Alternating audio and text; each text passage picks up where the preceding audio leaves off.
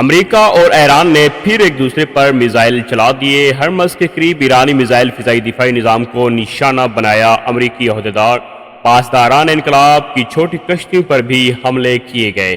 بندر عباس اور جزیرہ کشم میں دھماکوں کی آوازیں سنی گئیں۔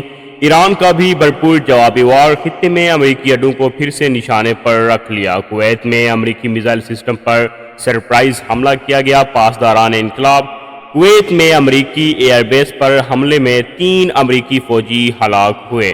ایران نے 3 چوکیوں اور ڈرلنگ پلیٹ فارم پر حملے کیے۔ کویتی حکام کا دعویٰ، ہرمز کے معاملے پر اپنے حقوق اور مفادات کا تحفظ کریں گے۔ ایرانی عہدیدار، امان کے ساتھ بات چیت کا مطلب خود مختاری سے دستبرداری نہیں۔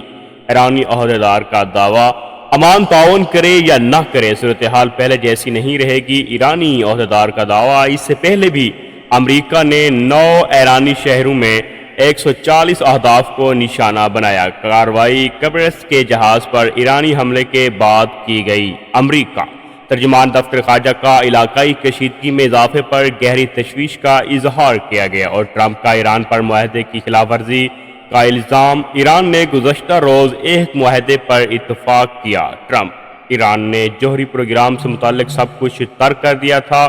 ایرانی وفد کمرے سے نکلا اور 1 گھنٹے کے اندر ہی ایک بحری جہاز پر ڈرون حملہ کر دیا۔ ٹرمپ کا دعویٰ۔